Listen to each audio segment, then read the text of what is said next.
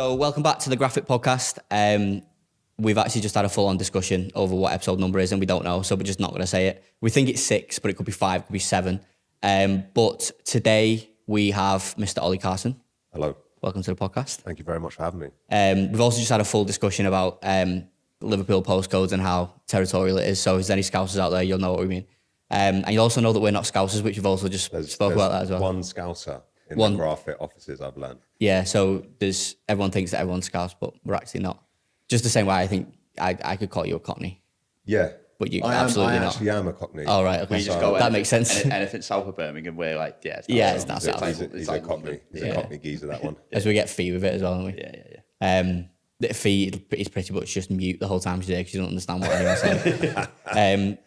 We do, see if they'll let me down now. We do, as always, have a live audience. Can we cut the 3-second gap? I thought you were going to let me down then. I actually forgot to do it last time, but you see, this is where Sam would be cheering Ollie and he would give us a bit of G up, but we don't have living it up in Thailand. Yeah, but we do have Hugo instead anyway. Yeah. But just to get into it, because we're waffling now, we've got Ollie, and I'm really excited for this episode purely for the fact that he is, in my opinion, probably one of the people that I found to be the most approachable, experienced, we'll call him a fitness guru. I'm sure you'll hate the word guru, but that's what we'll call you. And we've built up a really good relationship over a couple of years. I wouldn't even know how long it is. Yeah. And I was just saying before, like, we probably spoke online for a very long time. And then it was one of them where you meet someone for the first time after knowing them, and they're either a lot smaller or a lot taller. When I met you, I definitely felt small. So 5'10" feels more like 5'5". Yeah. But yeah, and we've also got Liam, obviously. Again. He'll talk 2 or 3 times through the episode. If I'm lucky, if Cal comes up for her, I'm gonna get you involved as much as I you just possibly pull me can. in, we'll do our part. Well, if it's you need to work on percentage as well, because if you talk 3 times, only one of them is probably going to make the edit as well. So that's it. Game you play, innit? So roll into it. We'll just start as it's unscripted as always. So we're just gonna have a chat, but I'd like to know a little bit more about you as a person. Because I know there's many, you're a bit of an onion, aren't you? There's many layers over the years. You've been in the industry a long time, and probably covered a lot of the different, what we would now see as segments of the industry as well. So give us a run through where you started and sort of up to the point now. Yeah, man. Well, first of all, thank you for that. That was very, very nice of you to say, man. I appreciate that. And the feeling is absolutely mutual. I think there's a lot of people out there doing similar sort of things to you, and I think you guys do it the best. And that's a testament to you and your values and how hardworking you and your team are. So kudos to you guys. Definitely getting clipped, by the way. Testimonial. So a little bit about me. Just like a bit of a rough upbringing. Like not getting out of the world's smallest violin. I won't go into it too much. But that kind of led me to joining the military out of necessity as opposed to choice.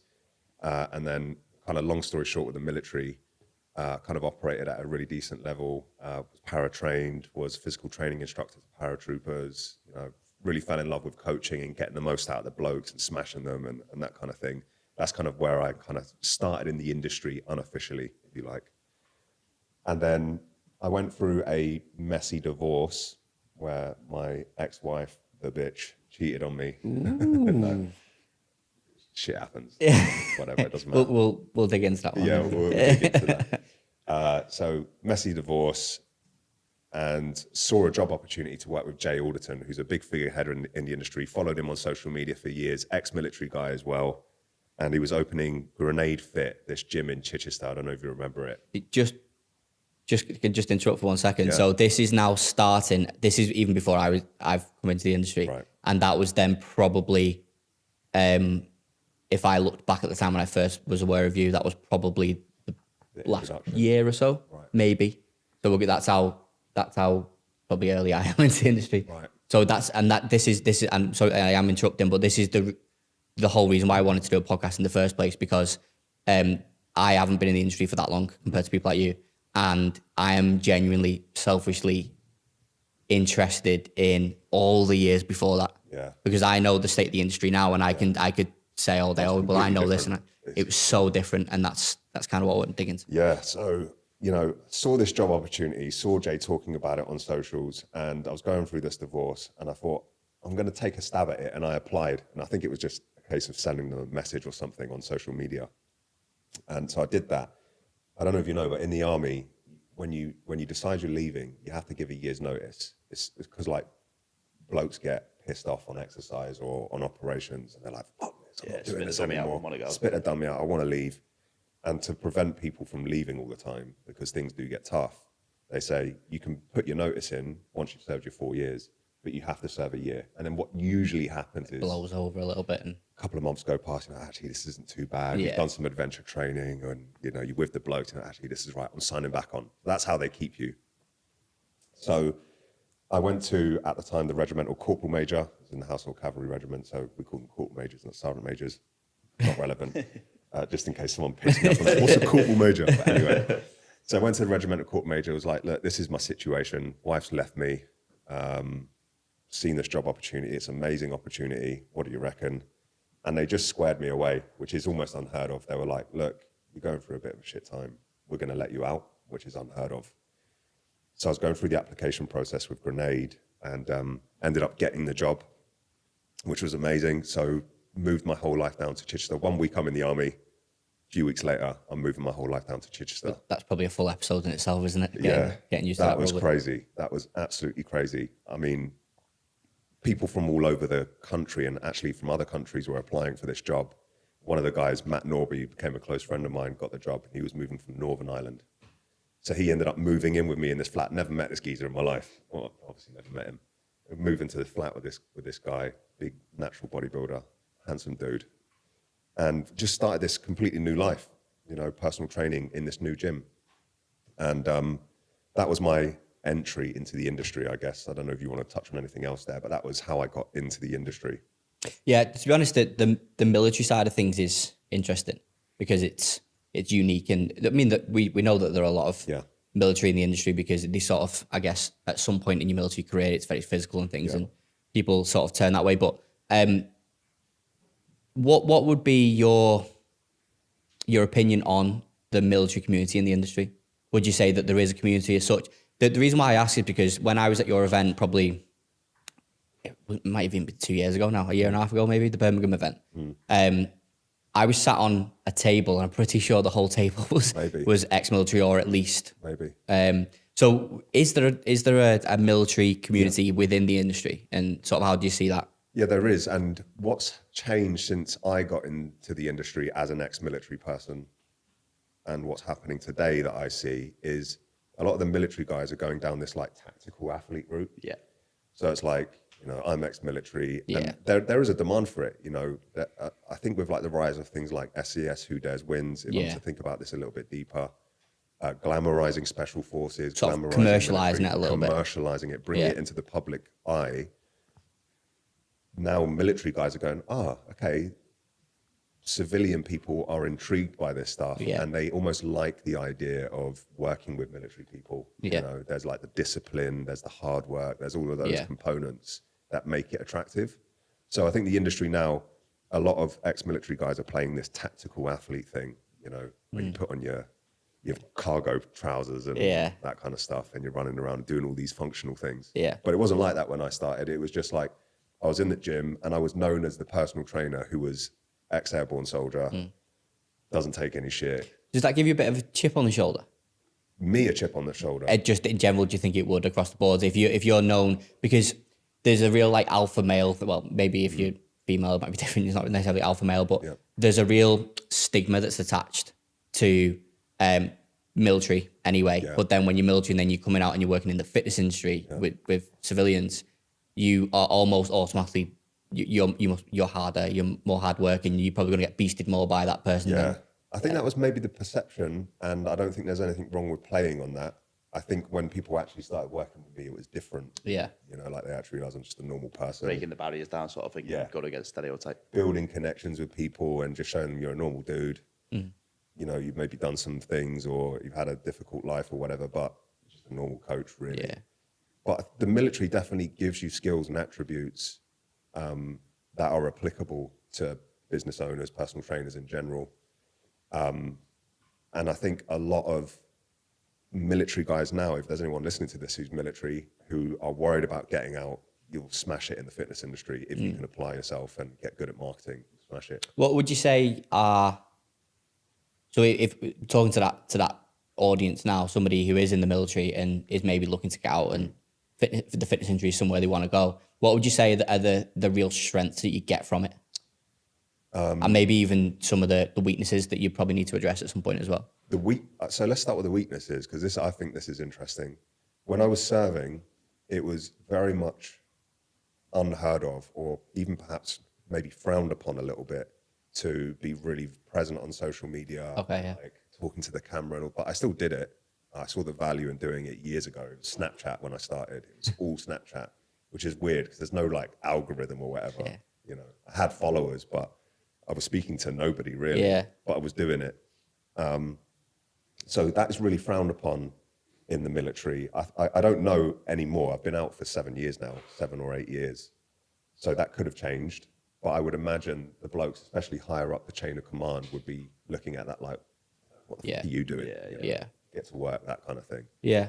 It really does. It intrigues me in the way that you've probably explained that other people are intrigued.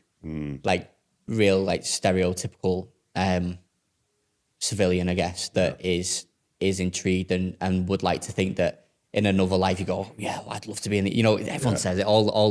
All men say it, and yeah, I think I could do that. Or you probably couldn't. Not at that level you've done it anyway, but it does really interest me, and I do see the people in the industry that are like that as well. I see the people that you've mentioned that are playing on it that maybe don't have the history, should we say, in actual real life. But I think it's definitely something that people can play on. Yeah. I think there's something to be said about niching down in that, because I would imagine when you just said there, somebody's maybe come out of the military and gone, oh, people are interested in this, people are intrigued.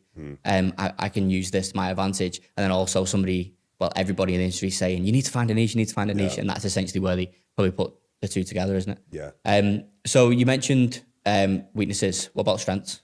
Strengths are, a lot of the guys in the military, guys and girls, have had drilled into them discipline, respect for others, integrity, loyalty, selfless commitment. These are the core values of the British Army in particular.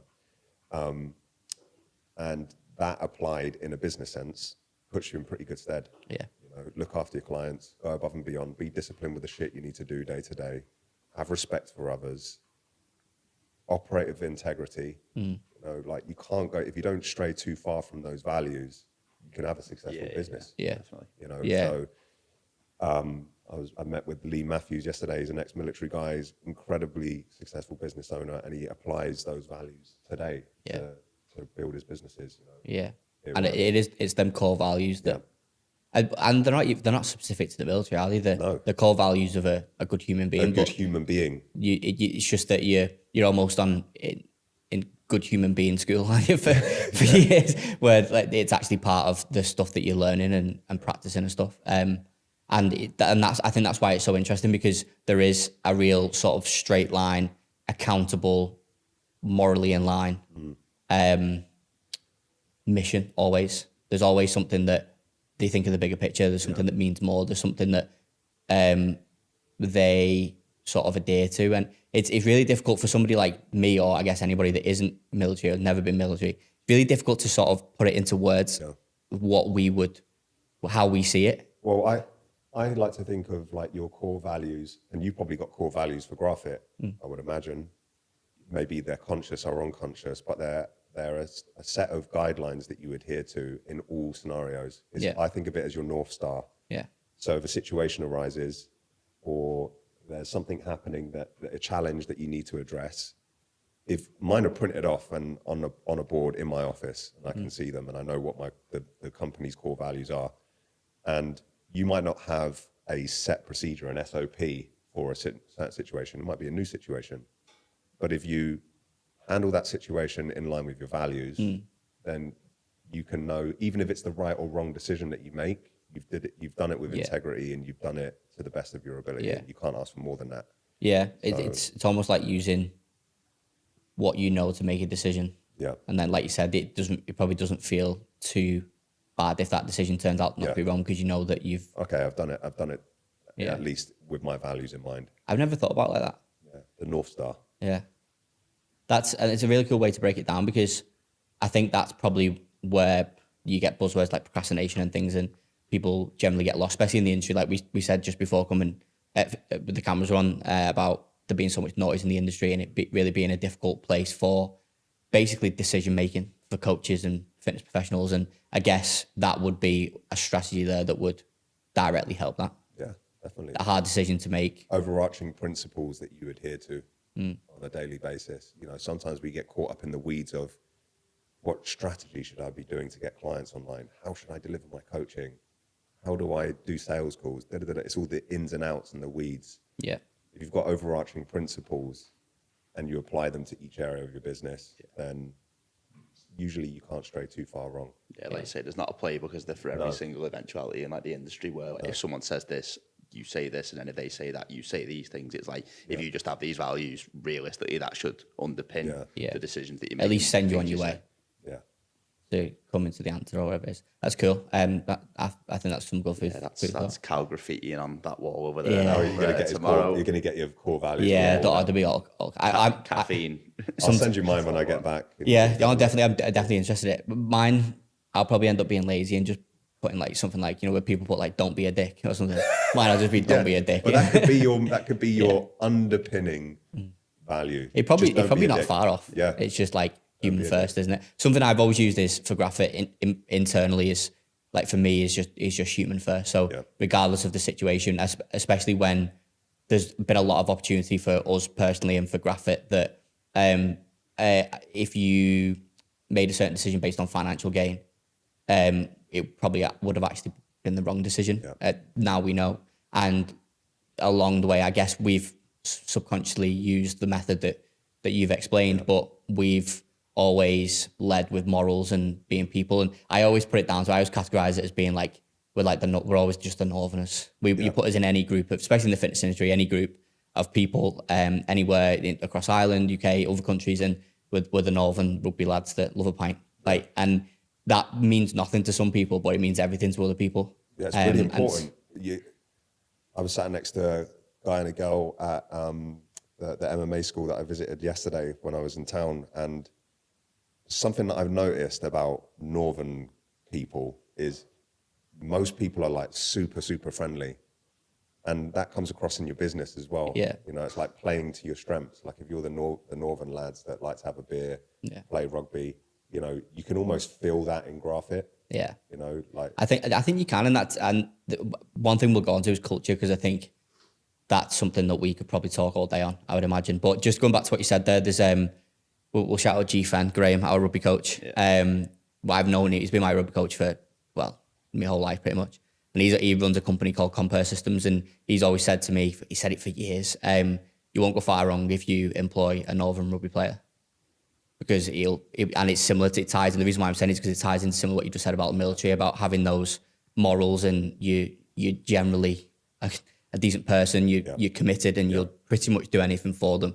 And he's always said that, and I think it ties in with what you said about military there. It's probably a similar thing. 50% of my staff are military or ex-military. Yeah. You know, not because I suck off the army or whatever. I just know that you're going to get good blokes that go above and beyond. They might not even be, to begin with, obviously we train them up, they might not even be the best person for the job.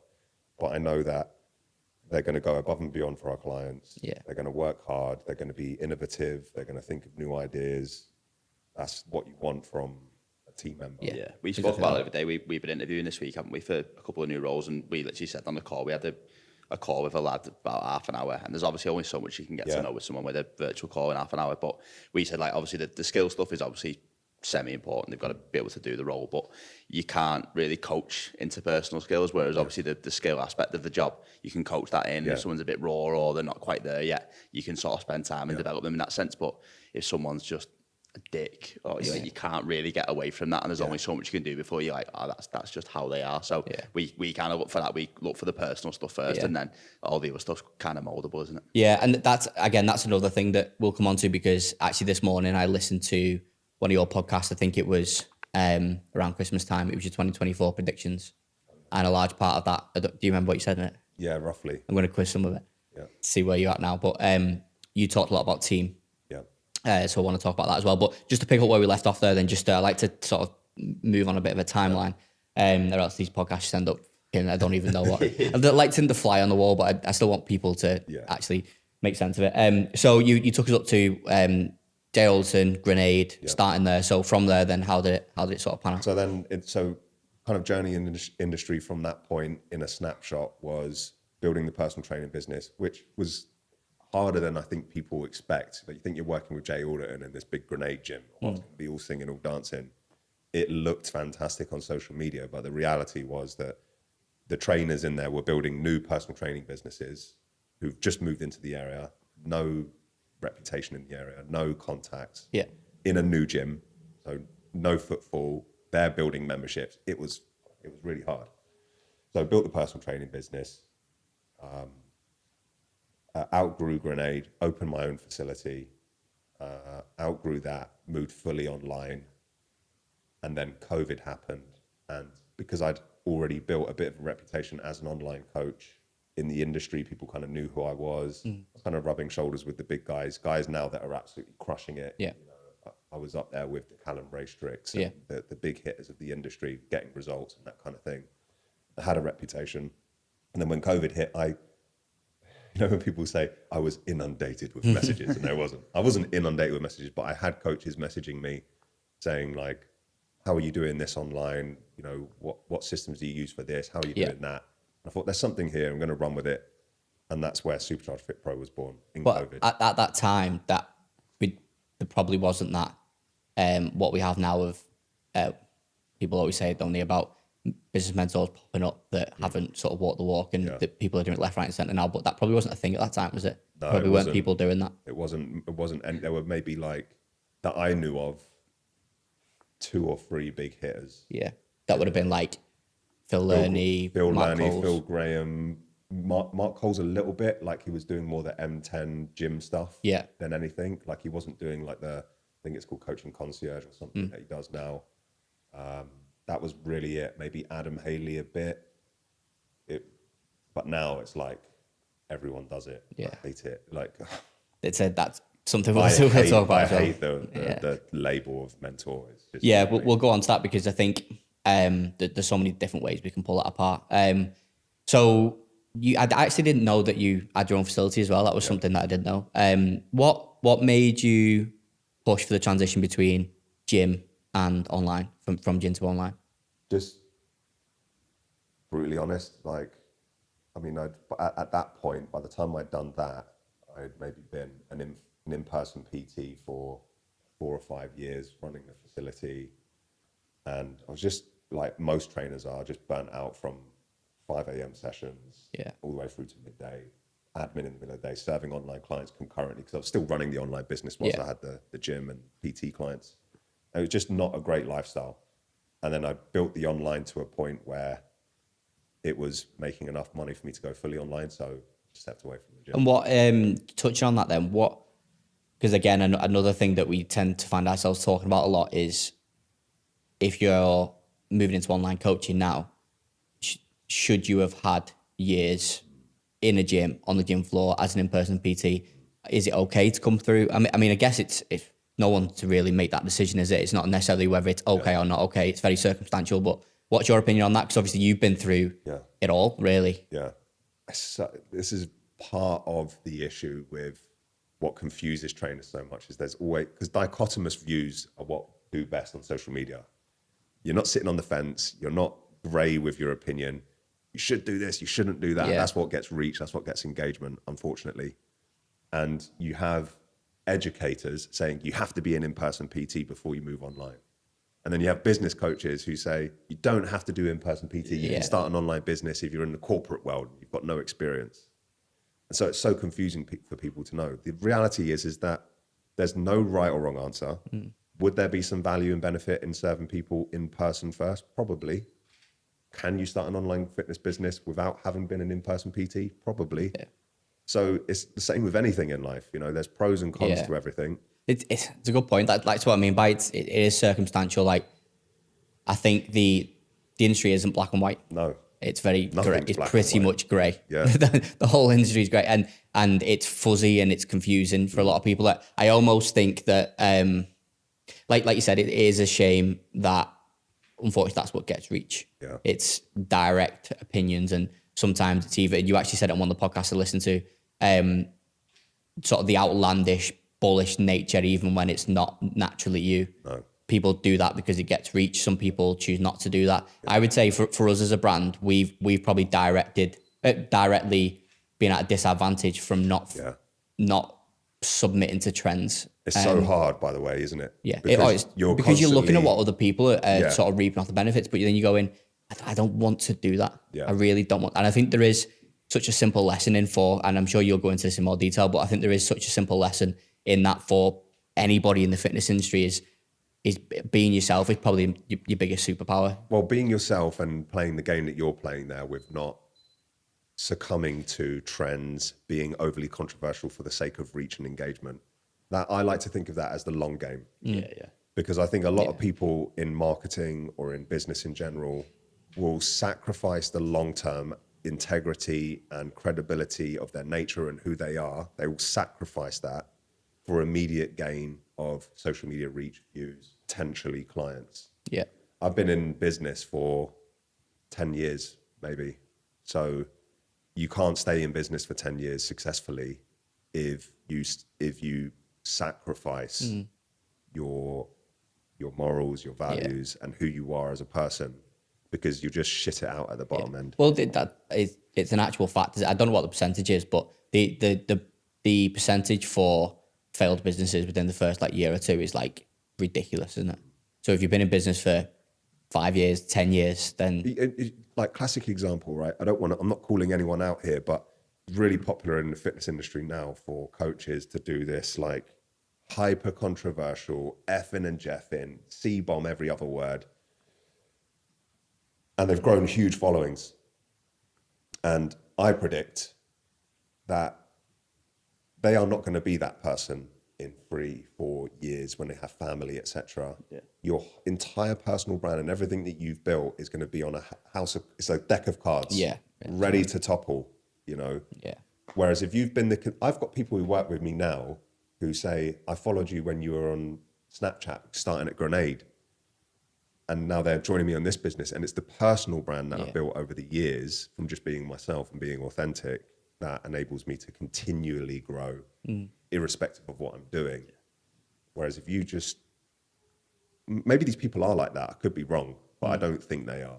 Yeah, it's a difficult. We speak about it all the time. We always speak about it. For me, it's if you're doing a podcast, for example, now, if we're sat around the couch for an hour and you're not being you and you're just being this person that you want to try and portray, you must be exhausted after the end of that podcast, because it's so we speak about people filming reels and you're like, I wonder what they're like when they hit you stop the recording and they just decompress. The soul disappears.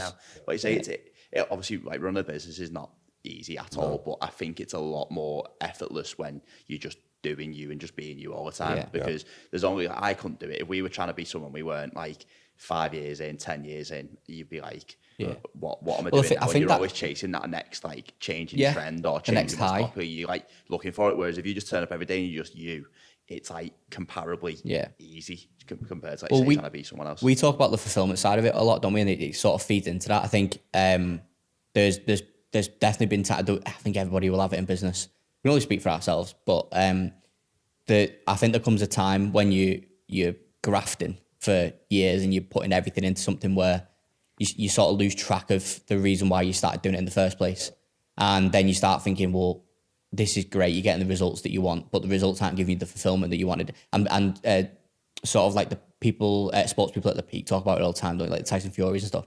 And you realize that the top of the mountain just keeps moving, or you get to it and then nothing's on the other side, and you kind of lose face for it. And one thing that I realized definitely is that I actually enjoy the everyday, but because I lost sight of the fact that I enjoy the everyday, I wasn't enjoying the everyday, so I was actually getting nothing out of it. So then when you think about it, you go, well, I'm doing this because I enjoy it every day. I enjoy the build. I'm not doing it for anything in the end. I've not even thought about the end yet. I'm not going anywhere for the next 10, 20 years. So why am I doing it? Like, I enjoy it every day. I'm like, but because I've not thought about that, I'm not enjoying it every day. I'm not getting anything out of it. Yeah, well, that resonates with me massively, and I think the quicker people realize that entrepreneurship sounds like a bit of a It's like a bit of a dirty word these days, isn't it? throwaway Yeah, word, yeah. and it kind of is. You know, if you think you're a personal trainer or an online coach, I would never call myself an entrepreneur if I was a personal trainer. I don't call myself an entrepreneur now, but when I say entrepreneurship, I just mean, you know, taking risks, building your own business, you know, not working for somebody. The traits, yeah. It's a blood sport, you know, and some people aren't suited to that, and that's absolutely fine. Some people love the stability of, I work for this person, I make there's nothing wrong with that. But I think, you know, growing trends with social media of like characters like Andrew Tate and these young, rich millionaire kids who are like, you know, if you're not a millionaire by you're 22, you've failed. Yeah. It's just not the case. Crazy, yeah. You know, I think that's why the word entrepreneurship or entrepreneurs become a bit of a dirty word, because you can just call yourself it. No one really questions you, do they? Yeah. Put it in your Instagram bio and that means you're one of them. Yeah, exactly. So again, the meaning of it's probably disappeared. But I think going back to what you said there about sort of what we said about what you're in it for, and it feeds into what we see now. So what I see of you and your brand and what you see of us, all of the things that we spoke about in the past 10 minutes just consolidates and creates something that's natural, something that is you. And then I guess at that point, like what you've done will go into your particular story, but you come to a point now where you have to almost make a decision at the start. Am I going to build sort of a brand that isn't around me? I'm going to build a personal brand, which I know is a big topic in the industry as well. And which way have you done that? Because now you've probably got both. Yeah. Which is the ultimate goal, isn't it? But that's the hardest thing to do. Yeah, the personal brand thing was really an accident, and I was really fortunate in the early stages of my career, because although I was doing like Snapchat and stuff before I worked at Graphfit, and that was part of the thing that got me the job, is the fact that I was present on social. They could see, there was a big thing for them. They wanted to sit. They wanted people that could, you know, turn up on camera and do the grenade stories and all the rest of it. But my first unofficial mentor was Jay, and you know, if anyone who knows Jamie Alderton, he's an absolute legend in the industry in terms of how long he's been doing it, and his personal brand is huge. You know, he can put his hand to anything and make a success of it. So I was emulating him. He was all I had to go off, you know. So I kind of fell into being. I'm way worse at it now than I was. I was so consistent, you know. I'd be on my stories every day. I've never seen anything like it. Yeah. Honestly, it seems like you must be filming all day. Because I don't know if I've never actually managed to work out whether you're just really good at repurposing stuff and repackaging things up and reusing stuff, or if it's all new stuff. But it's very there's lots of different variations, different things. Everything's always engaging. But you talk about that a lot, don't you? Yeah, it's important. I think it's a fundamental skill in marketing is consistency, is quality, and you know, if you can get those two things right, then you've won a lot of the battle. Now, a lot of personal trainers hate marketing. It's half of your business in that, yes, you're a coach and you're a personal trainer, you want to help people, but if you can't attract people to work with you, you're going to be the best kept secret in the industry. So, and there's a lot of them out there. There's a lot of that. And they're almost butthurt and resentful. You see them, you know, these great coaches, all these fucking fitness influencers, they don't know what they're talking about, and they make all their reels about it. And it's like, yeah, but they're probably having more positive impact on the industry than you are, even if their product and service is shit. They're working with more people, and just as a rule of numbers, you know, a law of averages, even if only 10% of their client base gets a result, it's probably still significantly more people they've helped than you have, because you can't be asked to learn marketing and play the game. And that's the world we live in now, isn't it? And again, it would have been different. I'm going to go back to something that you said right at the start. So this might be a little bit confusing, but when you mentioned Snapchat, and I thought in my mind, I'm going to need to bring that up. You said I wasn't speaking to anybody, but I was doing it anyway. And I want to dig into that a little bit before we move on with the story, because with there being so many platforms that you're expected to be across these days, and how consistent you need to be on Instagram and with new trends and all this stuff, there's a lot of that needs to happen, isn't there? So you can see it a lot in what you do, because you're using YouTube. I'm not sure about TikTok, but definitely reels, shorts. You come up on my YouTube shorts all the time. You're across all platforms, email, so you're on socials every single day. Yeah. And to get to that point, there has to be an element of showing up Speaking to no one. to nobody, Yeah. to find people, to then speak to somebody. Yeah, it's hard, man.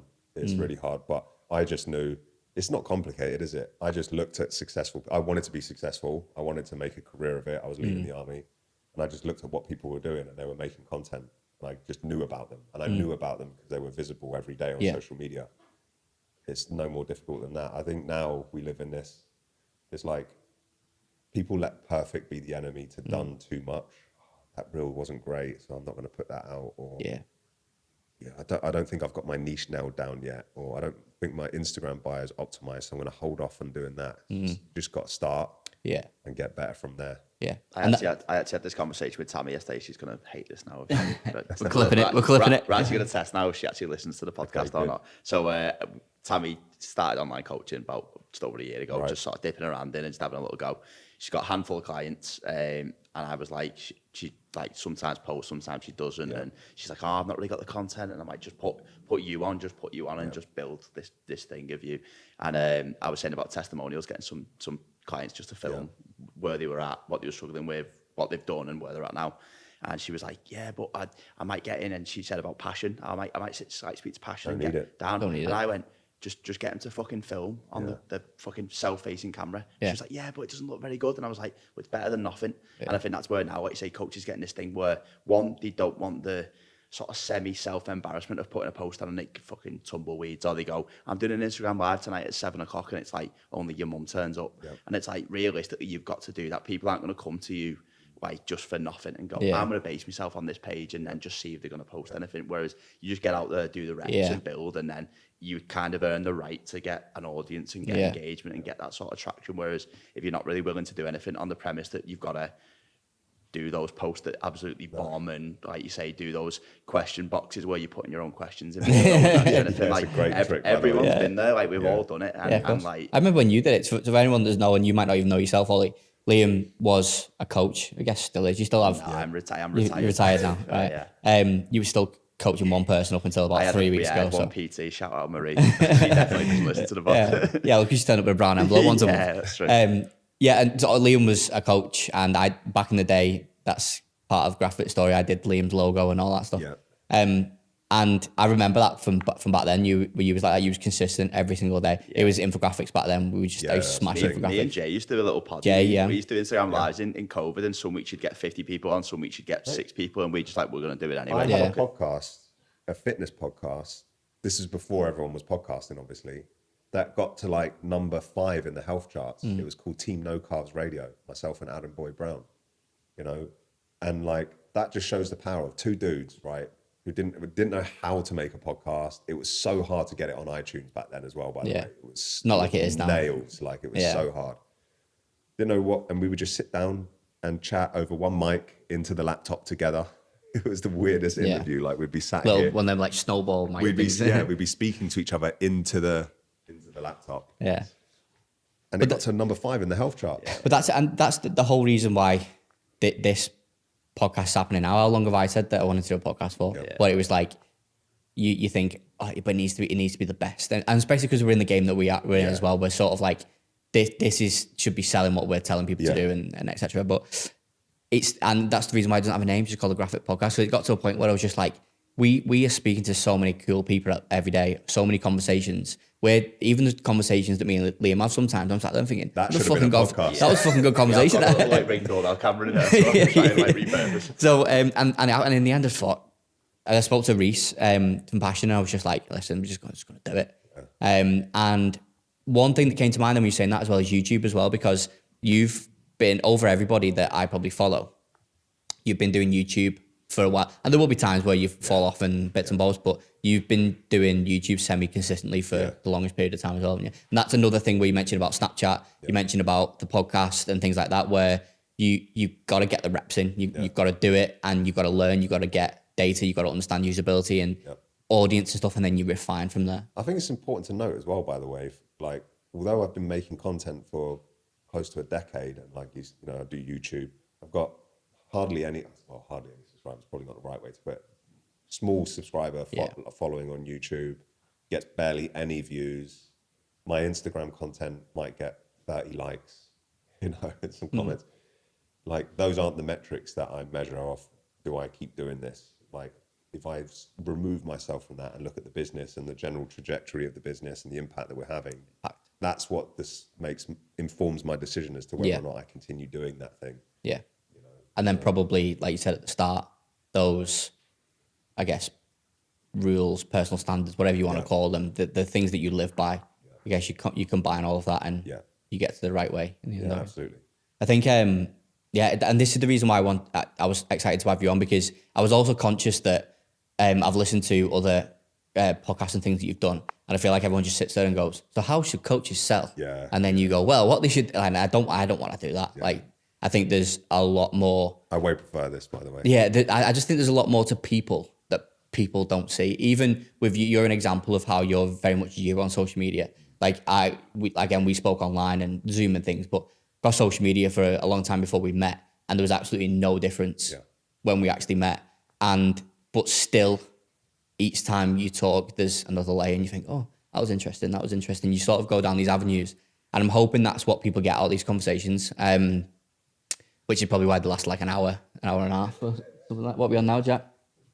40 minutes already. We've not even got to you starting Supercharge yet. So, so we'll move on then. So you then got to Supercharge, and I do want to go a little bit more into the personal brand thing and the brand thing, because I think especially in you don't like mention business coaching space and just service providers in general, I think that's a really difficult decision to make, whether you focus around a personal brand, whether you build a brand, what order you do it in. People probably get lost in that process and probably never do it at all. I think from my perspective, I think personal brands pick up traction a little bit quicker, which makes it more, I guess, attainable.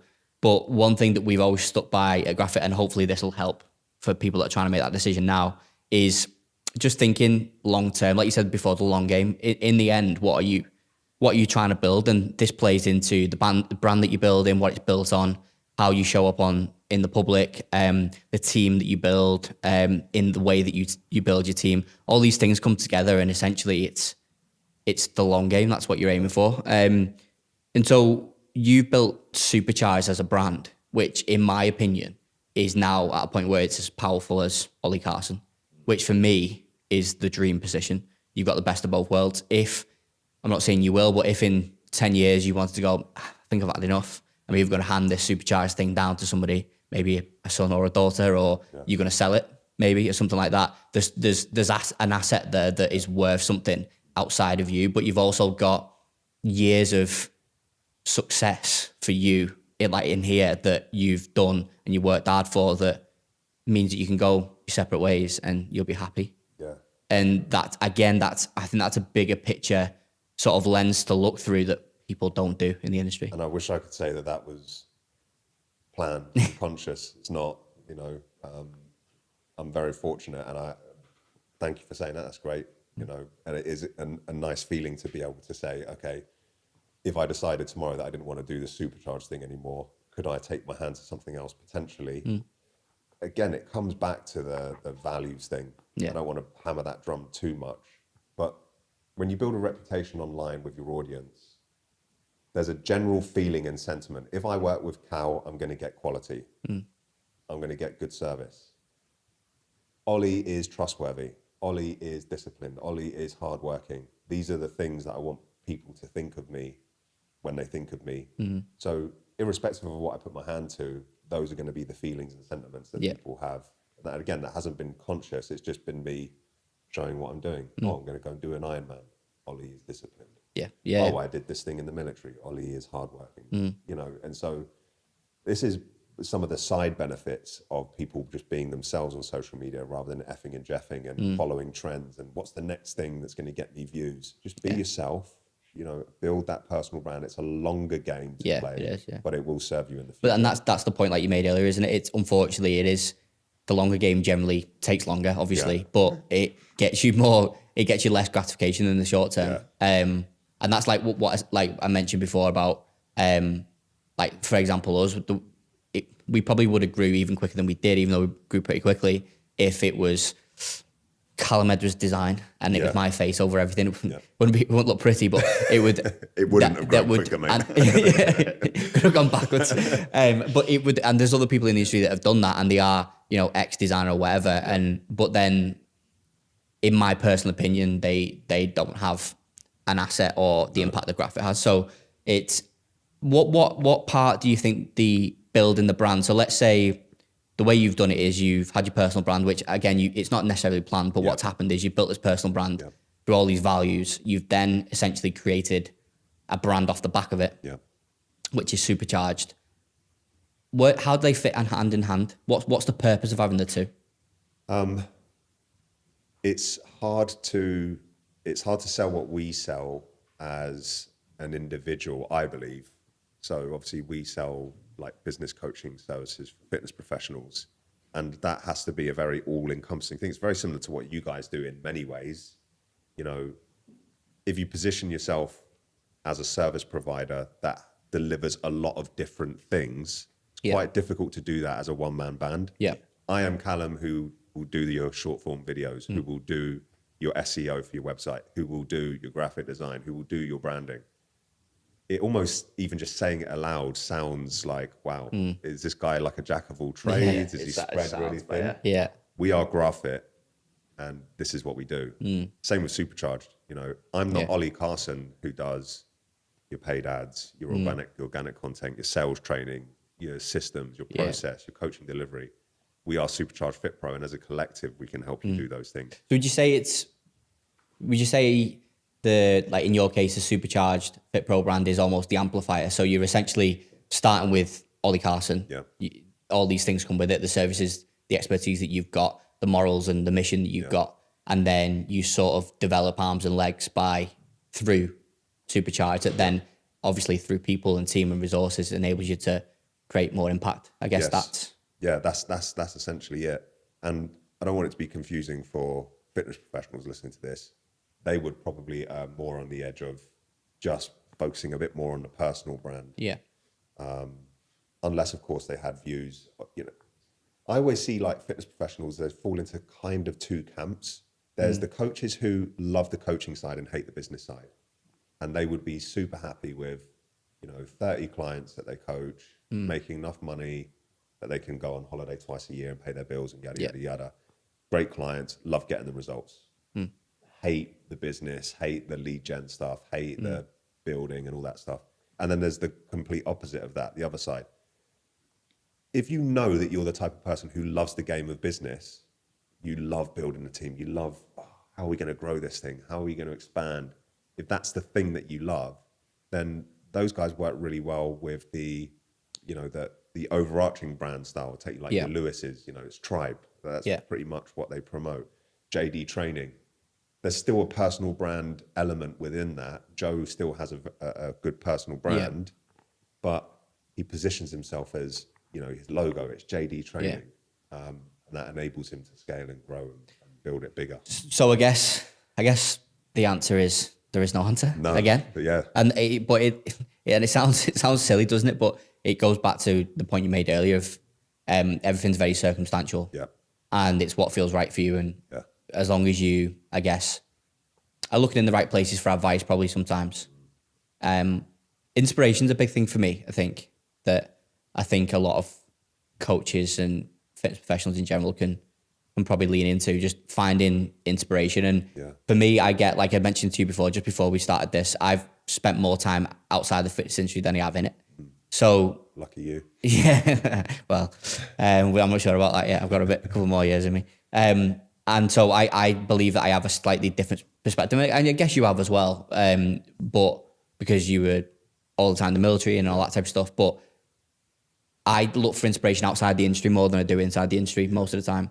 And maybe that's down to the business that we run. It's an agency, which means it's applicable across multiple different sectors. But that's one thing that I would push. Is there anyone outside the fitness industry that you would take inspiration from? Well, I know you're like one of your big inspirations when you got into this was Gary Vaynerchuk, wasn't it? Yeah, what a legend. I'd love to meet him one day. Yeah. This is the cool thing, right? You can take inspiration from anyone, and you can take inspiration from different people in different areas. I take massive amounts of I don't act on it. I take massive amounts of inspiration on a personal level from people like Ollie Marchon. Yeah. You know, he's just, and I've met Ollie a few times and we've got a good relationship. And, you know, he's just like an incredibly hardworking, disciplined, relentless dude. I think definitely, he has been for a while, but I think definitely lately with different activities that he's been up to, he's definitely positioned as the peak of the industry, isn't he? Yeah.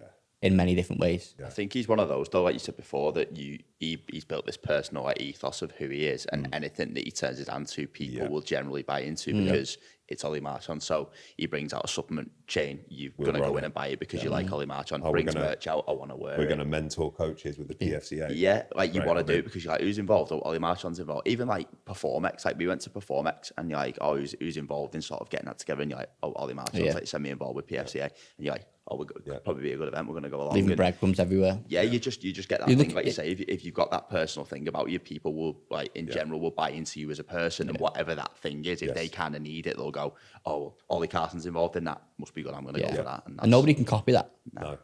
Nobody can steal that. Nobody can take it away from you, which is your most powerful. And it's free. Yeah. Not many things that are free these days, but it's free. Yeah, and even with you said about Ollie Marchon there, like the whole Represent collab with 247 and all that stuff. Yep. Like, I don't know this to be 100% true, maybe like 97% true. But on I've been following the story quite a lot, and I'm pretty sure it was actually George Heaton of Represent that actually approached Ollie. Yes. So, as we've just said, Represent, people know it more now because it's the mainstream, but Represent's been a huge clothing brand for years, since 2010 or something, I think it was. And they've looked almost from the outside in and gone to the fitness industry and gone, who could we collab with where we're going to get the most impact? And that person was Ollie Marchon. That's the power of personal brand. Yeah. You know? So, yeah, it's not to be understated. And it's a scary prospect to build a personal brand because it does take years and it does take a lot of selfless showing up and being consistent. And that's not attractive to people, unfortunately. Yeah. And it's scarier. Yeah. Because you're literally putting yourself out. You can't hide behind anything. Yeah. You got to be yourself. You got to be authentic. You know, all these let's use Ollie as an example. All these little silly things that he does that just pick up. So like, it used to be back in the day, he used to like wipe the sweat from his brow and then flick it at the camera. And then every Tom, Dick and Harry did it. And now it's like he's going for a run and he like does this like weird tap on his shoes. And now everyone does it. Yeah. And then it used to be the whistle. But people just, and it's almost cult-like that people follow that. But that is the power of consistency with socials, you know, and it's free, it's at our fingertips, it's at our disposal. Yeah. I used to, back when I was coaching, it used to be like the Ollie oats, and everyone would tag me in, like people I didn't know would tag me in pictures of their oats in the morning. It was just bizarre, you know, and I couldn't grasp it. What would you say, if you could pick one thing now, what would you say you're known for? Back in the day? No, now. Now. What am I known for? You got to put the humbleness aside now. And having a massive penis. It really isn't. That's enough. That's the tagline. Yeah, that's it. It isn't that. No, I really don't know. That was really the next bit to say that. I didn't either. It just kind of came out. So like Stephen Bartlett, one there, what you know for, and he's like having a massive. yeah. Boom, boom. Yeah. Next thing he's crying. Jack, you ready for the trailer? All right. No, it's funny, but I think just going on that, I think you mentioned cult-like, and one thing that's always stood out for me, for you and Supercharged crew, is community. I think I've experienced it a few times, but the biggest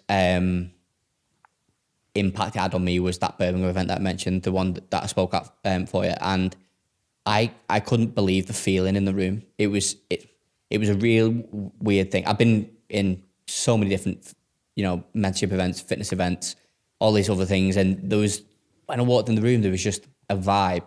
I've never really been able to put my finger on it, but what hit me again was when I came away and got back to the office and cracked on with life and business. It was the same vibe when I came across people online than when I met them in the room. Yeah.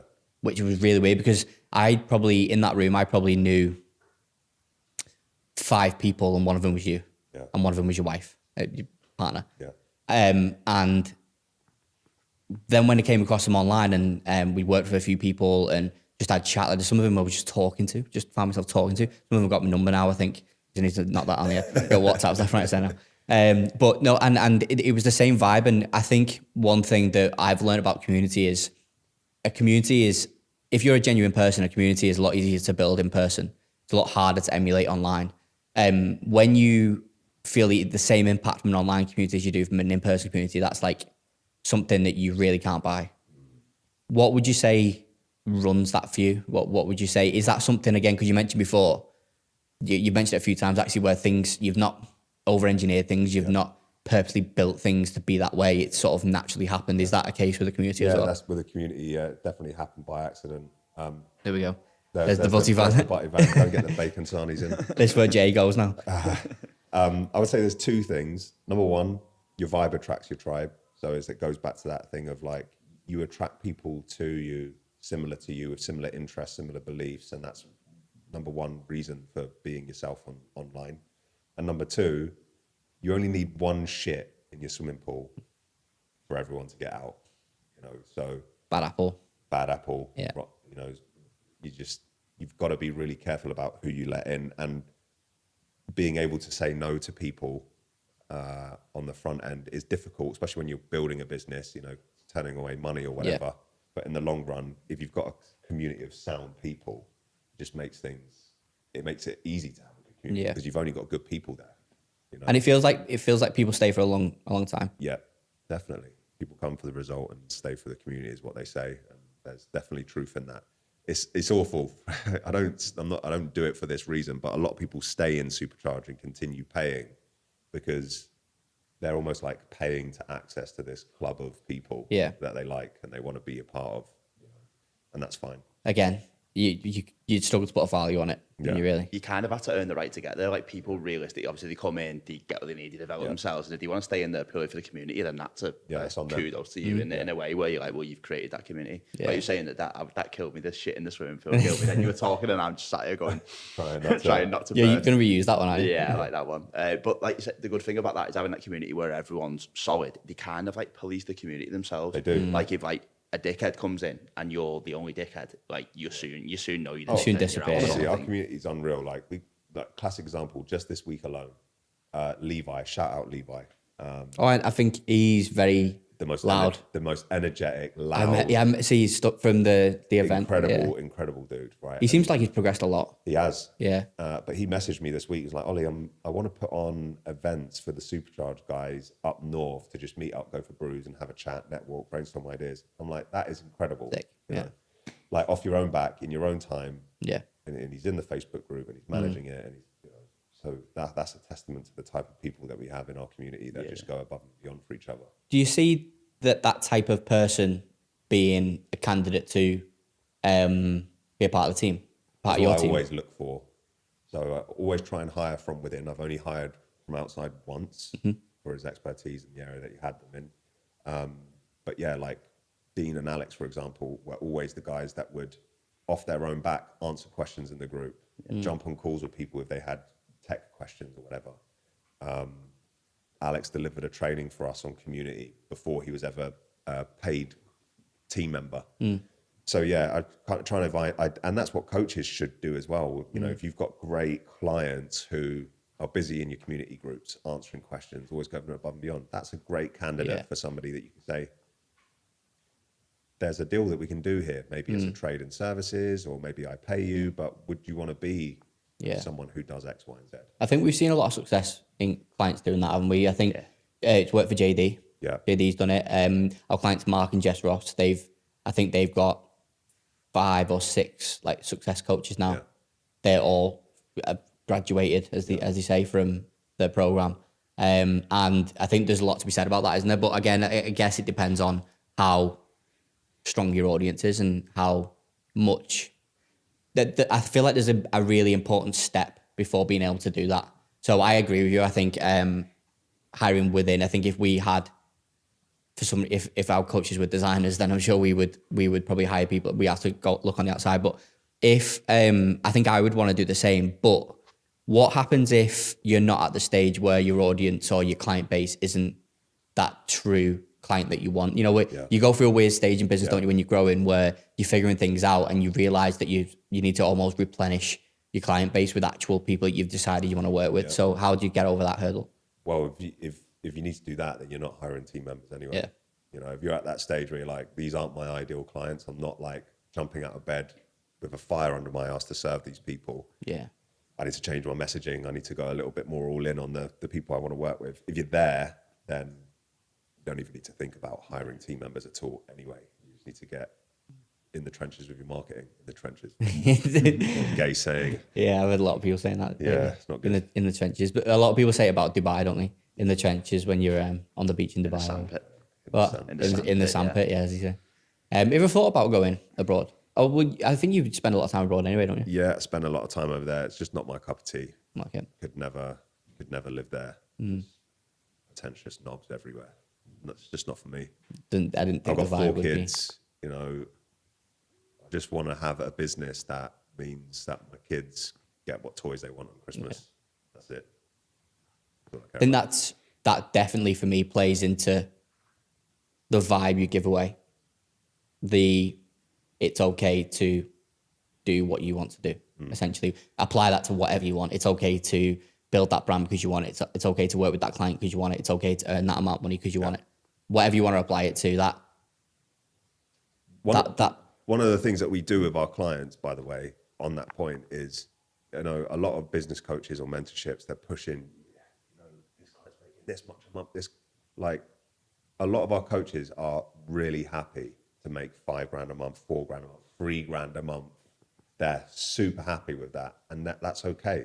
You know, there is no comparison. There's no like, you have to earn this amount to be quote unquote successful. You know, some people are just super happy with what they've got. I can actually back that up because again, I keep talking about that one event, but that event, I'm pretty sure you give a couple of the community got awards, but you didn't, and they were achievement awards, and there was obviously some relation to financial achievement in there, but you wouldn't say what the and we stopped doing it. Yeah, we did it at one event. But you didn't do it then, did you? There was definitely. I remember because I 2 Birmingham events. I can't remember. You came to the first one. I believe. The first one. Yeah. I'm pretty sure when we were there, because I remember thinking, because it was intriguing. Because I was like, what? And you knew they were getting an award for a certain thing. Yeah. But there was no real mention of you've done this a month or you've done. Yeah. Well, we spoke to the team and decided, you know, because a lot of people do it, and it's a great way to.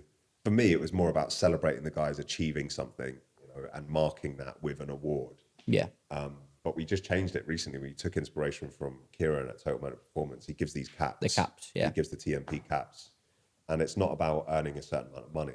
You earn a supercharged cap now when you embody our values. You go above and beyond for your clients. You deliver exceptional service. You deliver great results. You're consistent. You show up. You ask questions. You're curious. Like all of those things. Then we award you a cap. So can't be bought. It has to be earned. Yeah. And I just like that, and it takes the earnest away from earning a certain amount of money. You know, a lot of mentorships, they'll give this person's 3x their income. This person made 10 grand a month. It's like when you reward those things, you put pressure on people to strive towards them, and they're not important. You know, what's important is you've got a good lifestyle. You're happy with your work you do. That's it. I think that kind of resonates with me a little bit because I think and sure Liam will vouch for this as well, like we've seen in and around the industry a lot of people that I'd say grow and progress to a certain point, but they retreat quicker than getting there because I think there is from pressures, and it's not, I don't even think it's just from mentorships either. I think in the online business world, I think if you are now labeled an online business owner, you automatically need to be leapfrogged to a certain number or something. But we see a lot of people build a business to the point where it's actually not the business that they want, and then they retreat really quickly. And that, even though they're retreating for good reason, because they've realized that it's not giving them the lifestyle they want, or it's not giving them the profit that they want, or the family time that they want, whatever it is, even though they're retreating for the right reasons, that retreat feels absolutely dreadful. Yeah, you lose a bit of your identity. You were here and now you're here. Yeah. And it's really difficult to shake that off. And I feel like for me, that's the biggest impact that we want to have on the industry. And I feel like you're in the same position, which again is the reason why we wanted you on, because I feel like I can label a couple of people in the industry that are all on that path to clearing the way for people to understand exactly what they want, to make key decisions, to get to where they want to be, so they don't have to go through that process. Yeah. Because I think once you got through that process of retreating and all the sadness, confusion, frustration, and everything that comes with it, it scars you a little bit. And how many times have we seen that? Yeah, ton of times. So many times. People just scale this business that they actually didn't want to get there, and they're like, shit, this is what I want, come back. And then, like you say, it's just... And by the way, it's at all levels. Yeah. It's somebody going from 3K to 10K, 10K to 20K. 50 grand to 100 grand. Yeah, 50 to 100. 3 team members to 7 team members. It doesn't have to be a financial thing. It's just... More isn't always more.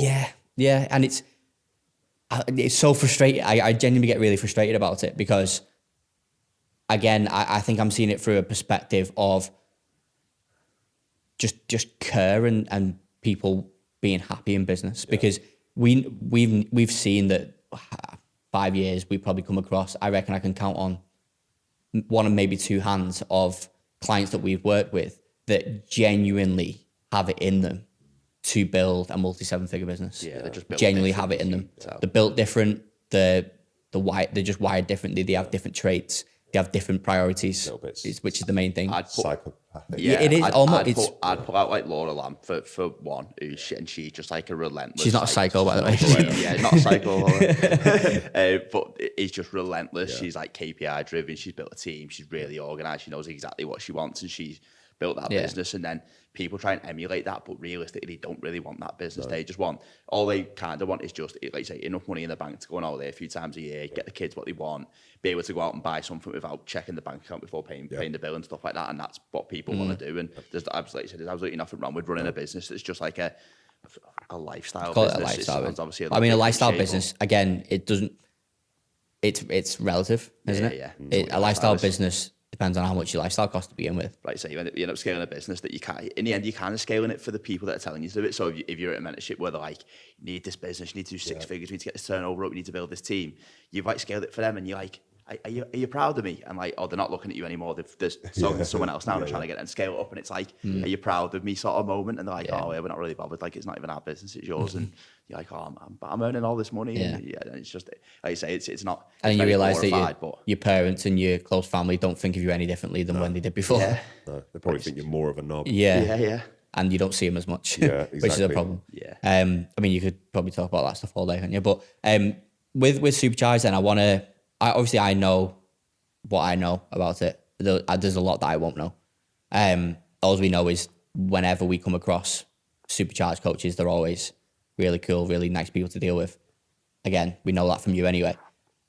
Give me a bit of a journey of what you could expect to go on with Supercharged. And I don't want to do this, I'm conscious I don't want to do this I'm not trying to plug it. No, I don't. Although it probably will come across that way, which is fine. But I want to understand the journey of a Supercharged coach. Yeah. Because I want to understand the milestones. I want to understand what matters to you. Yeah. What you believe matters in a business. Yeah. Because you've proven it over and over again. So obviously something's working. Yeah. Well, we obviously have process, and that's largely from military days. We have a process that we follow, but it is a very individual case-by-case scenario that we work with our clients on. So that's one of the things that we pride ourselves on the most, is that we're not blanket brush cookie cutter like a lot of services can be. Not throwing shade on anyone, but we do unfortunately work with people who've done other things and it just wasn't right for them, and that's fine. So it's case by case, but generally speaking, first thing we do is we identify all the holes and the gaps and the sticking points in their systems and their operations. So whether, everything from how clients apply to work with them, to how they book in calls, to how they take the calls, to how they onboard them, how they deliver the coaching, all the back end boring tech stuff. We fix that first. We do that in month 1. We also put them through some brand identity stuff to make sure their social media looks smart and, they're coming across professional online, build out their systems with them. And then really it's usually, depending on what the client's goal is, of course. Some coaches come to us and they just want to, they want to reduce their PT hours and do some more online.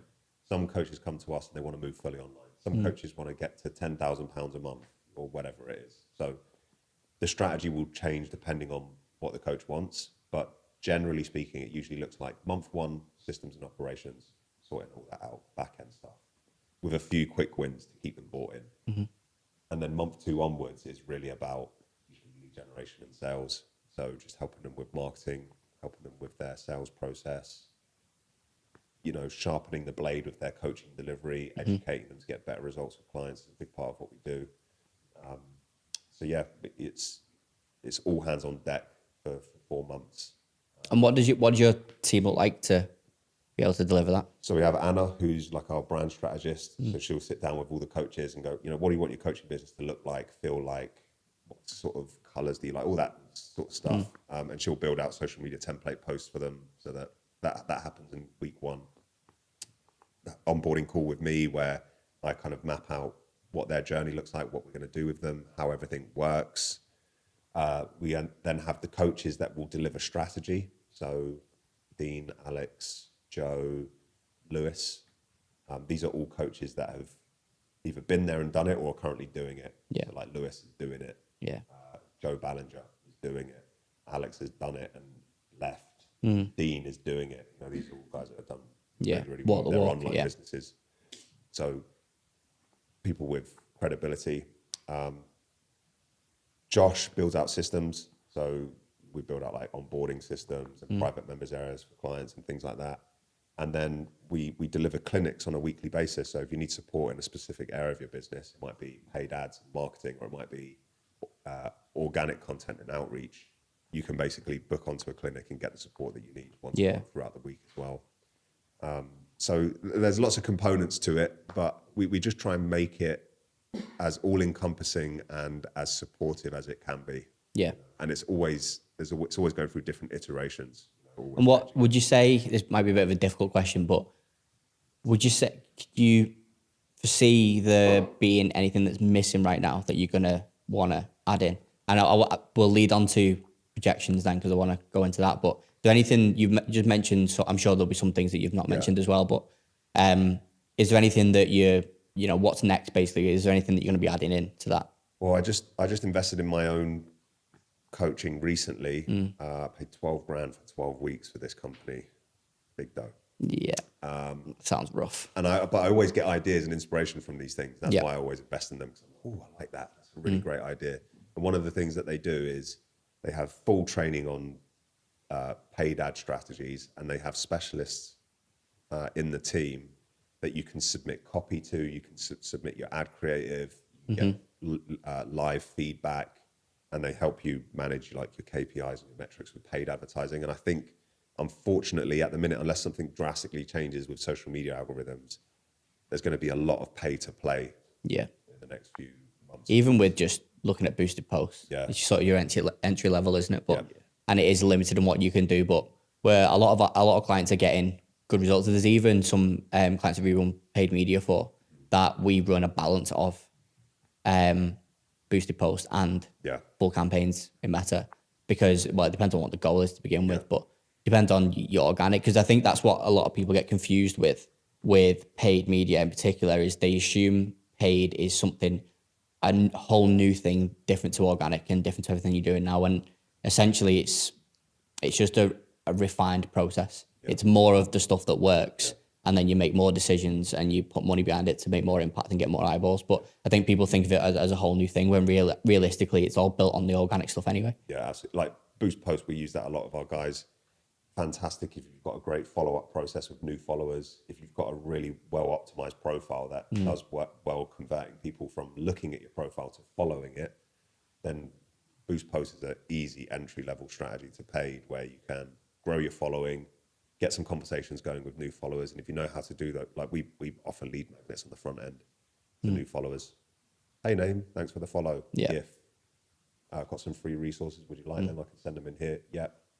You're building your mailing list, you're building connection, you're adding value on the front end. That works really well. And I think that, to go on to that, I agree with that. I think people need to put more effort into getting people through the door, whether that's paying money or for free in lead gen, versus putting all the time and effort into the tech and the process until you get people through the door, and then you realize where the empty spots are and people are falling through the cracks, and then build it out from there. And I think one of the biggest things we're seeing at the minute, I'm sure you're seeing it as well, you give up your thoughts on it, is the qualification process.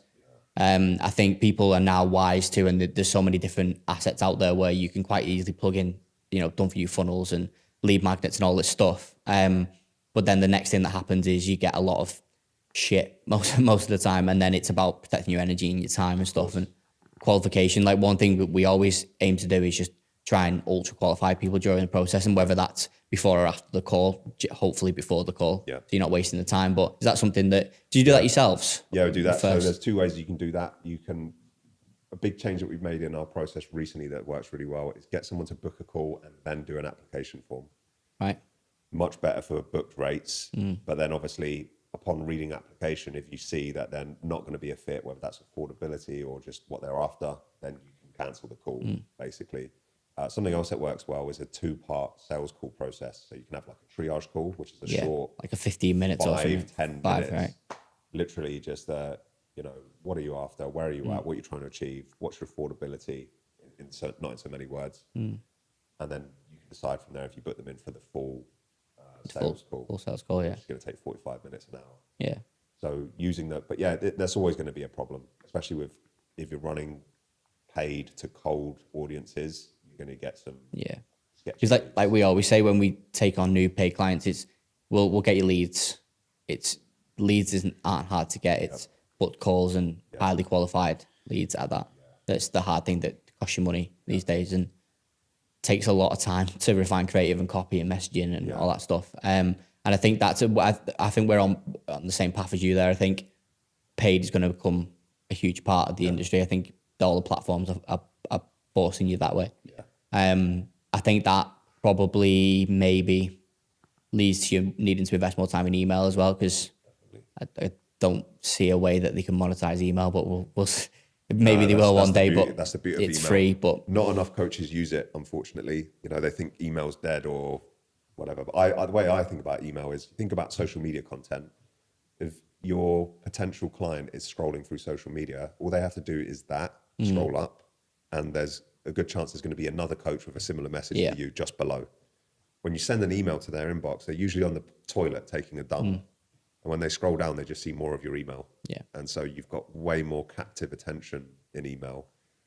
And there's a really easy process that you can take followers to email list by just saying hello to them when they start following you, and giving them a lead magnet that they want, and get them in your mailing list. Get the reps done. Then maybe use something like ManyChat or something to automate. We do that with ManyChat. So we literally do the introduction, hello.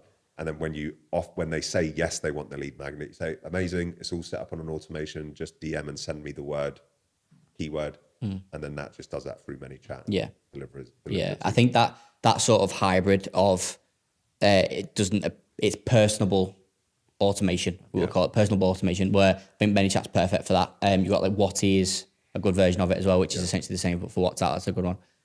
You do a lot of that, don't you? Because I know a lot of the coaches we work with that are inside Supercharged tend to we tend to build their system out for them. But and I know you were quite big on that. But again, is that with the email marketing side of stuff, would you say that, going back to what you said about Snapchat and we said about YouTube and stuff, is it again about putting the reps in and finding the people? Yeah, it's a cheat code. Email marketing is just one of those things that people just don't do. Baffles me. It's not sexy, is it? Even just looking at an email, it's just white screen, black text. So I don't think it's attractive for people versus the nice, highly edited reels and all the rest of it. But email is a fantastic place for coaches to get clients. Just less busy, less noisy, and you own your list. You can lose your account like that, unfortunately. It's happened so many times. It's happened so many times. And if you're putting all your eggs in one basket with your ability to get clients into that, and then it goes because your account gets shut down or whatever. Especially if you are starting to use paid and you're posting a transformation or something. Meta goes, all of a sudden you go, we're not having that. We're shutting your account down. You're in big trouble. Email is not only, I don't want people to view it as an insurance policy because it's way more than that, but it is also an insurance policy. Yeah. You know, if I've only got, well, I say only, I've got about 7,000 subscribers of people that are my potential clients on my list. And I can download that as a CSV file at any point and take it anywhere. And all the data that comes with that. And they've given me their information. They're happy for me to contact them. Yeah. So, great. I think the thing with emails as well is like you write an email for one person, you write an email for 7,000 people. It's the same amount of work, and like people get overwhelmed by this thing of, I've not got an email sequence. I can't do an email a week. And you're like, realistically, if you build a lead magnet sequence and it's 3 to 5 emails long and it takes them a week to 10 days to get through it, and after that, then you've got a nurture sequence off the back of it. You write that once, and that's good for one person. It's good for 100,000 people, and people just go through that. And like you say, the traction that can get and the trust element of building that. But I think people just do that thing and it's not sexy, it's not nice, and it's initially work to do that, but once it's done forever, and then you can go from there. But finish off then. It's going to be a bit of a test. So I said to you before, I listened to so it's fresh in my mind. And I was driving home I dropped Lucy off at the airport this morning. He had 40 minutes, and I was like, right, I'm going to listen to some Ollie Carson stuff. And I listened to your 2024 predictions. I think you described it as being in the weird time between Christmas and New Year. Yeah. First of all, what were they? And secondly, give us a bit of an evolution of that. Which ones do you think have come to be true? Are there any new ones? So I think I said that having programs that go beyond just like your training program and your macros are going to become more and more prevalent. And I can see that more and more. So, you know, coaches now are delivering, like, you get mindset coaching. You know, we have all these in-person meetup events that back when I was coaching, I sound like an old man now, but it was just like macros, training program, keep you accountable, get in shape. That was online coaching, but it's not that anymore. No, we're helping our clients to build out these weird and wonderful, elaborate programs that have got so many different elements to them. Even things like getting job promotions. That's always one that people are promoting, like you can get a new job, and it's like we're fitness professionals, and I'm not saying it's right or wrong, but it just shows that's where the industry is going. And I feel like if you're not at least consciously aware of that and maybe trying to move towards that in some way, you may get left behind potentially. So I think I made that prediction, and I think that still kind of relatively stands true. I think I think one of the things I said that is people are more subjected to like entrepreneurs like Stephen Bartlett, Gary Vaynerchuk, Alex Hormozy. And so the idea and the notion of building teams is becoming more attractive. Yeah, that was the one that I wanted to touch on, So I think that's still true. I think that's happening. I don't think that's necessarily right, because you can be completely happy and content as a one-man band with 50 clients or 30 clients. Great. More power to you. And then I think the other thing that I said was that, I do remember. It was the team one. The team one, I think, is a big one for me, because one point you made, which was interesting, was you said about the scenario of, I guess, the transition from people expecting to work with you, and then all of a sudden now people that becoming coaching companies, not coaches now, and the chances are, unless you pay a pretty penny, you're probably not going to work directly with that person. You're going to work with maybe a success coach, which could just be as good, but they're just not the name, or they don't have the personal brand and stuff, which obviously we're seeing. And I guess it's similar to us, all service providers really. Like, for example, somebody might see something of Graphfit knocking around and they might expect to work directly with Liam or directly with me, or and I'm sure you get the same thing as well, don't you? So would you still say that's a big part of I think that is, again, it's not the wrong thing. It's because ultimately the owner of the business needs to be freed up to work on the things that they're great at, their genius, you know, and that might be just strategizing and bringing people together and having the right people that can do the right things. They might not be best at delivering the coaching. You know, you might be well better off working with that success coach who's a fantastic, you know, he's an absolute geek with programming and great at keeping you accountable. So it's not necessarily a bad thing, but I think it will change the way the industry operates. You know, and consumers will become more wise to it, and they will want to know who they're working with, I think. And then I guess it makes your marketing a little bit more complex, doesn't it, off the back of it? How you position it. Is there anything new that you didn't predict then that you would sort of stick a flag in the ground now and say, I think obviously we're moving into the second quarter now. Yeah. Well, halfway through the second quarter, aren't we? For the rest of the year, is there anything that you didn't predict then that you would predict now? Yeah, I think, like I just said, I think paid ads, pay to play is going to become more and more prevalent. I just think it's becoming increasingly more challenging to get clients organically. You can do it, of course you can, but it's harder. Yeah. It used to be so easy. Yeah. And then when obviously coaching businesses generally are pretty high margin. Yeah. So you have the capital to do it. You should do. You should be able to, most coaches, solopreneurs, one-man band, online fitness coach, you should be operating at like 60, 70% profit margins at least, really. That's including your taxes and everything. It gives you a lot of fuel.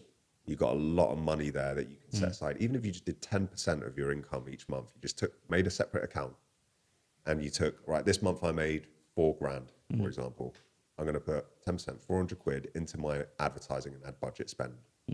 And you just, whether that was boosted post or you got someone to help you run some ads, that would serve you really, really well. And actually just getting into the Meta Business Suite now and figuring it out. And it's not as complicated as people think it is. Meta haven't made the ads manager so complicated that you need to find someone to do it for you. No, it's not in their best interest to do that, is it? No. Because they're directly sort of, what's the saying? Cut your nose off to spite your face. Yeah. Whatever that is. Yeah, you make it too difficult, you're not scared. Yeah. No one's going to use it. They want you to spend money. It's like gatekeeping, isn't it? They want you to spend money. Yeah. Each box, each field will direct you through what you're putting in there and what you need to put in there. There are strategies for running ads that are better than others. Yeah. Again, it depends on what type of business owner you are. Then are you the type to have the time or make the time to be inquisitive and go and work it out? I mean, it's the same as anything. There's always a time where you hand over to someone. Yeah. Because that's just the way business works. Yeah. It's priorities change, and even if you do enjoy something or you're very good at something, sometimes something takes a priority. But up until that point, I think that's we do another show called the Friday Show, like I mentioned before. I mean, Liam, we spoke at length, didn't we, about the timing of initially understanding that most coaches aren't in scale phase, they're in growth phase. And there's a difference in that, but then also within that growth phase, understanding the segments within it and understanding when you need to invest time, energy and money for things like tech, automation, paid media and stuff like that. And I think that plays a big part in it, doesn't it? Yeah, definitely. That's why I wanted to understand your process before to see what path you take them on. Yeah.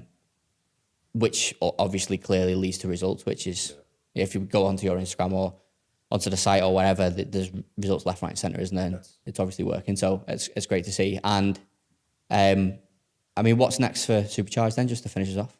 Just more the same. Just keep doing our thing.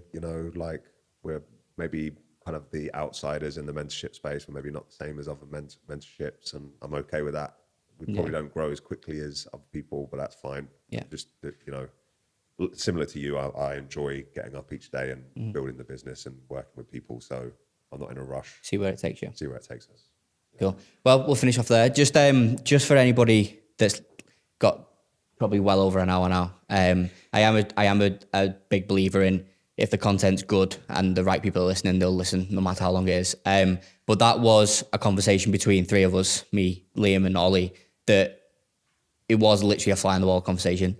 That was basically just a carry on of the conversation that we've had in the office before the cameras rolling. It's probably something that we'll carry on talking about when the cameras stop in a second.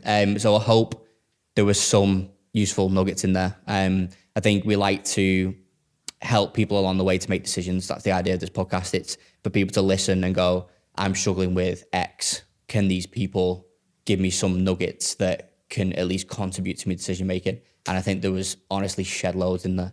So thank you for that. Pleasure. And last thing to do is just to sign the wall.